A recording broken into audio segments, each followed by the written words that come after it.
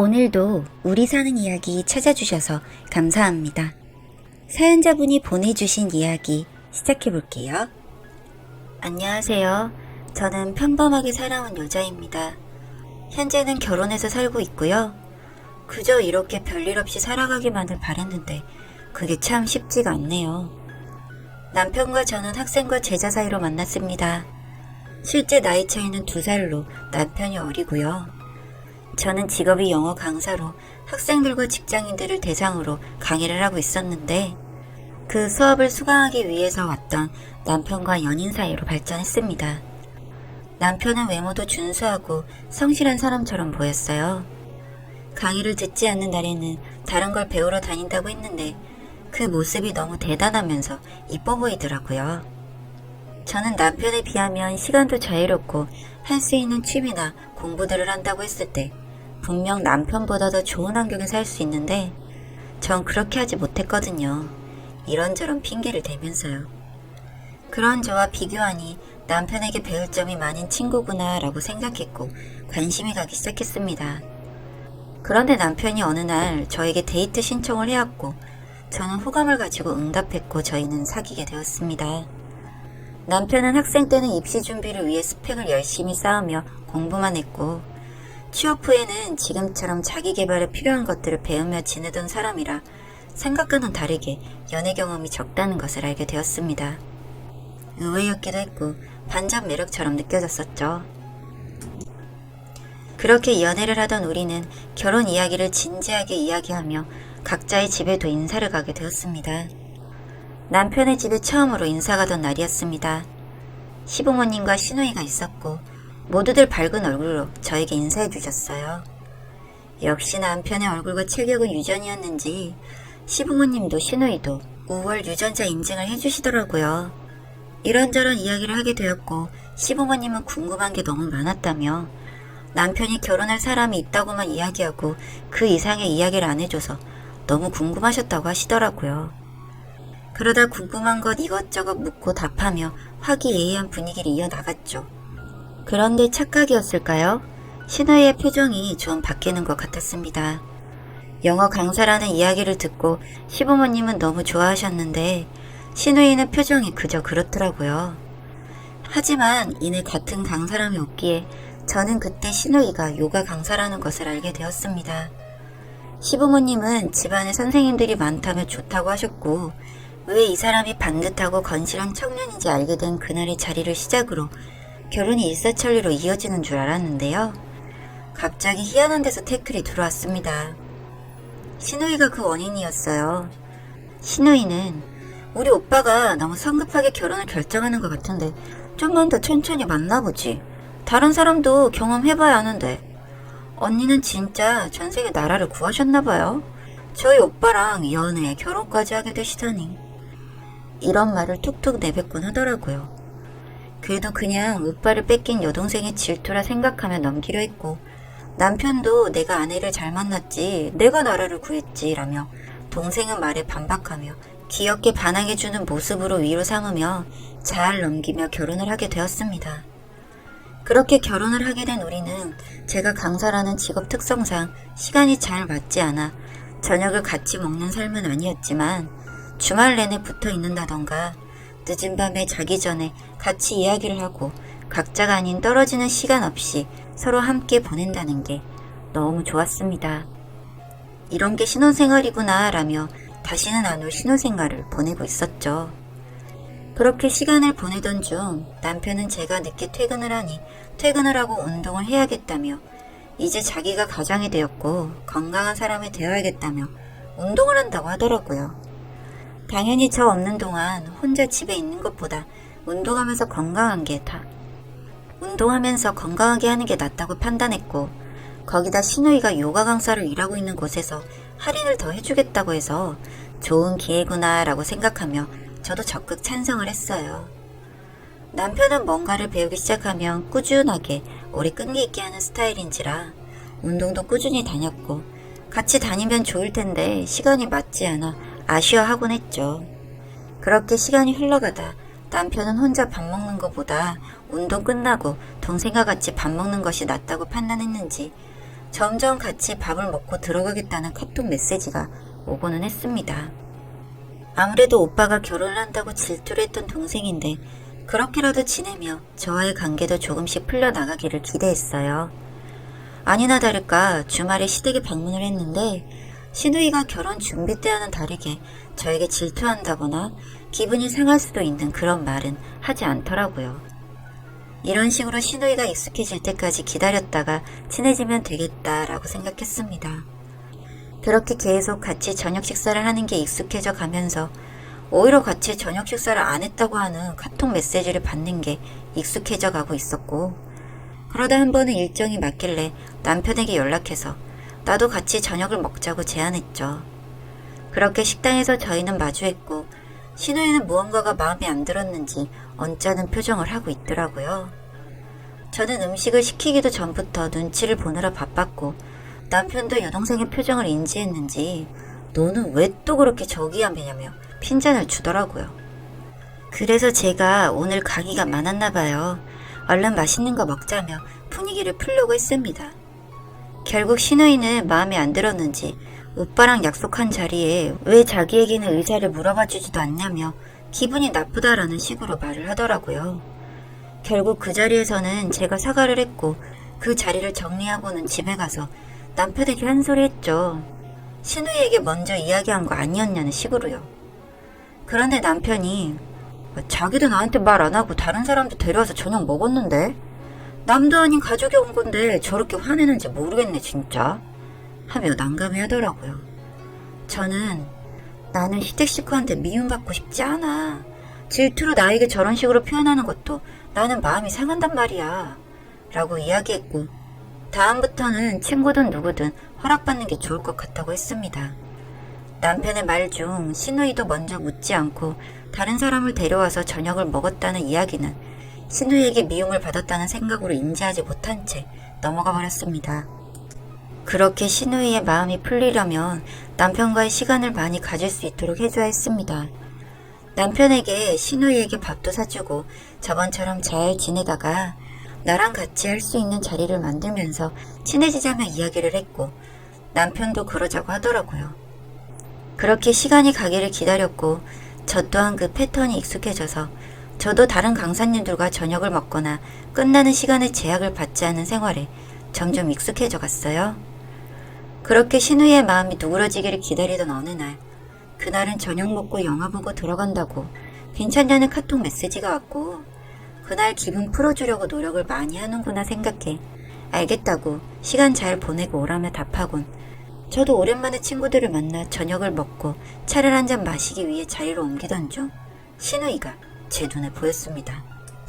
그런데 주변에 같이 있는 건 제 남편이 아닌 친구들과 웃고 있는 시누이를요. 저는 침착하게 친구들에게 미안하다고 일이 생겼다고 한 뒤 바로 시누이를 따라갔습니다. 다행히도 시누이는 자리를 끝내려는 건지 주변 사람들과 다음에 보자며 인사를 하고 있더라고요. 저는 그 타이밍에 시누이 앞에 섰고 시누이는 순간 놀란 것 같았지만 이내 침착하며 새언니는 여기 무슨 일로 오셨냐며 묻더군요. 너무 태연하고 아무렇지 않은 물음에 저는 순간 남편이 나에게 거짓말을 하고 있었나 라는 생각까지 했습니다. 저는 바로 오빠는 아가씨랑 식사를 한다고 하던데 제가 잘못 알았나 봐요?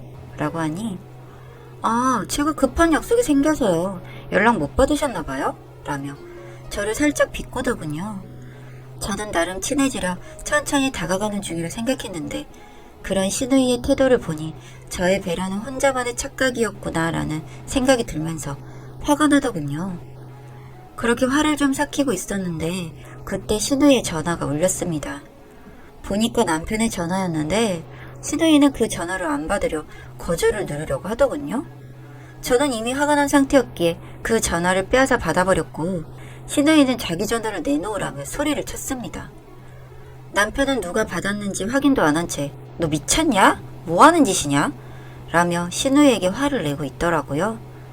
저는 이내 침착하게 남편에게 어디냐 물었고 남편은 목소리를 듣고 저인 걸 알아채고 집에서 이야기하자고 했습니다. 저는 시누이의 전화기를 돌려주지 않은 채로 같이 집으로 가서 이야기하자고 했죠. 남편도 시누이에게 화낼 상황이 있었던 것 같고 같이 만나서 대화를 하는 게 낫겠다 판단한 저와 신우이는 택시를 타고 집으로 향했습니다.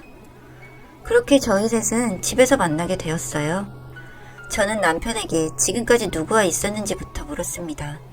제 물음에 남편은 우물쭈물 거리더니 답을 못하더라고요.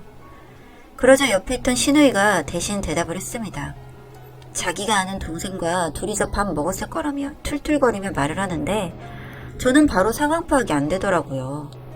대체 이게 무슨 소리일까 생각하는 와중에 신우이의 핸드폰에서 카톡이 계속해서 울리기 시작했습니다. 알림창이 뜨는데 그 내용을 보니 언니가 나한테 어떻게 그럴 수 있냐, 그 남자 유부남이다 라는 메시지가 보이더군요. 저는 그 자리에서 바로 신우의 핸드폰 잠금을 풀고 그 카톡을 보낸 상대에게 전화를 걸었습니다. 그랬더니 그 여동생도 전화를 받자마자 화를 쏟아내더라고요. 언니 어떻게 나한테 그러냐? 언니 친오빠라고 하지 않았어? 어떻게 결혼한 사실을 말도 하지 않고 나에게 좋은 시간을 보내라고 그렇게 이야기할 수가 있어? 유부남이랑 시간을 보내라고? 지금 뭐 하는 짓이야? 라며 그 여자도 소리를 치더군요. 듣고 있자니 어이가 없어서 저는 그 상태에서 신우이를 바꿔주고 전화 통화를 시켰습니다. 신우이는 자기가 나중에 설명하겠다며 끊었고 저는 바보가 아닌 이상 어떻게 된 건지 알겠더군요. 그래도 물었습니다. 도대체 이게 무슨 짓이냐고요. 남편은 운동을 시작하며 신우이와 저녁을 먹게 됐고 어느 날 신우이가 아는 동생도 같은 헬스장에서 운동을 한다며 둘이서 먹기로 한 저녁에 그 여동생을 데려왔다고 합니다. 그래서 그냥 저녁 한 끼를 하고 헤어졌다고 했죠. 그렇게 신우이는 먼저 묻지도 않고 그 아는 동생을 자주 식사 자리에 불렀고 그래서 남편은 똑같이 별 생각 없이 저를 그 자리에 불렀던 거라고 하더군요. 그런데 알고 보니 제가 나간 그날도 신우이는 그 동생을 부르려고 했고 그 자리에 제가 있자 더 싫은 티를 냈었던 겁니다. 도대체 무슨 이유로 계속해서 그 여자와 남편을 엮으려고 했냐고 물었죠. 그랬더니 돌아오는 대답은 정말이죠 황당했습니다. 제가 너무 행복해 보이고 마음에 들지 않아서 저를 골탕 먹이기 위해 둘을 계속해서 붙였던 거라고 하네요. 언젠가는 알게 되면 당연히 제가 화를 낼 것 같아서요. 참, 이게 무슨 개소리인지 어려도 너무 어리기도 했고 괘씸했습니다. 제가 싸늘하게 식어있자 신우이도 분위기 파악은 되었는지 자기는 그냥 장난이었고 언니가 아무렇지 않게 자기 부모님과 오빠의 사랑을 다 빼앗을 것도 너무 싫었고 오빠랑 둘이서 너무 행복해 보이고 잘난 체하는 모습이 싫어서 장난을 친 거라며 둘러대더군요. 본인은 장난이라고 했지만 저에겐 장난처럼 받아들여지지 않았습니다. 솔직히 매번 같이 밥을 먹은 남편의 행동도 화가 났지만 신우이는 아무리 이해해보려고 해도 이해가 되질 않더군요. 결국 저는 신우이의 핸드폰에서 본 그 여자 동생의 번호를 기억해뒀다가 다음날 다시 연락하여 내가 누군지 왜 이렇게 전화를 하게 되었는지 설명하니 그 여자분도 다행히 설명해드리겠다며 상황을 설명해줬습니다. 저는 그 설명해주는 내용을 녹음했습니다. 그 녹음 내용에는 신우이의 만행이 드러나 있었거든요. 신우이는 의도적으로 그 여동생을 제 남편에게 소개시켰고 자신의 오빠와 잘 해보라며 한번 꼬셔달라는 부탁까지 했다고 합니다. 처음에는 당연히 결혼 안 한 사람인 줄 알았는데 나중에 유부남이라는 것을 알고 부인도 너무 화가 났었다고요. 전 그 통화 녹음과 서로 주고받았던 카톡 내용도 캡처를 해서 보내달라고 했고 그 여동생도 흔쾌히 응해줬습니다. 자료도 준비가 됐겠다. 저는 숨을 한번 골랐습니다. 남편은 그 사이에 제가 너무 화가 나 있으니 자신도 억울하다고 하면서 싹싹 비우기 시작하더군요. 그냥 여동생의 친구랑 먹는 밥이었을 뿐이며 전혀 자신은 뭘 어떻게 해볼 생각도 없었다고요. 저도 뭐 그랬다는 건 정황상 알고 있었지만 또다시 이런 일이 생기지 않게 화를 좀 냈습니다. 그리고 남편에게 시댁으로 가자고 했죠. 그렇게 시부모님과 저희 부부 그리고 신우이 저희 5명은 한자리에 앉았고 저는 가감없이 말씀을 드렸습니다. 결혼한 지 얼마 안 되어서 오빠를 뺏겼다고 생각할 수 있을 것 같아 그동안은 참아왔는데 이번 일로 굉장히 실망을 했고 계속 가족으로 관계를 맺어도 되는지까지 의문이 들었다고 말씀드리면서 그 녹음 내용과 카톡 내용을 보여드렸습니다. 그걸 보신 시아버지는 신우이의 뺨을 때리셨고 시어머니는 신우이 등짝을 내리치시더군요. 그 와중에도 자기 입장도 생각해달라는 신우이의 한마디에 시부모님은 완전 확 돌아서 정말 집안이 난장판이 났습니다. 지 오빠 이웃남 만들려고 작정을 했나면서 미친년이라고 욕도 서슴지 않으시더군요. 그렇게 한바탕 난리가 나고 시부모님은 신우이에게 이제 알아서 혼자 살라며 독립하라고 하시더군요. 전 그 이후의 일은 궁금하지 않아서 그냥 그 자리에서 일어났습니다. 그리고 시부모님께 한 말씀 드렸습니다. 제가 시부모님을 부모님처럼 모시는 것은 당연합니다. 저는 앞으로도 두 분께 효도하고 도리를 다할 거예요. 그런데 이번 일로 제가 상처를 좀 많이 받았고 아가씨를 도저히 받아들일 수가 없네요. 지금 현재로서는요. 저도 시간이 좀 필요할 것 같습니다. 당분간은 신우이는 정말 보고 싶지 않은데 이런 제 마음을 좀 헤아려 주셨으면 해요. 라는 말을 남기고 나와버렸습니다. 시부모님은 저에게 미안하다며 딸 교육 제대로 못 시켰다며 사과하셨고 그렇게 집으로 돌아와 저는 조용히 생각을 정리했습니다. 이 일이 있고 1년 정도 시간이 흐른 상태인데 그 일 이후로 신우이의 소식은 듣지 못하고 있습니다. 저 역시 궁금하지도 않고요. 시댁은 제가 먼저 연락드리지 않는 이상 먼저 찾거나 하지 않으시고 있습니다. 명절 때 얼굴 뵙는 정도로 지내고 있네요. 귀여운 수준에서의 결혼한 오빠를 질투하는 정도였다면 일이 이렇게 되진 않았을 텐데 왜 그렇게 도를 지나친 행동을 했던 건지 정말 생각할수록 어이가 없다는 결론입니다. 뭐 시간이 지나면 저도 용서할 날이 오겠죠?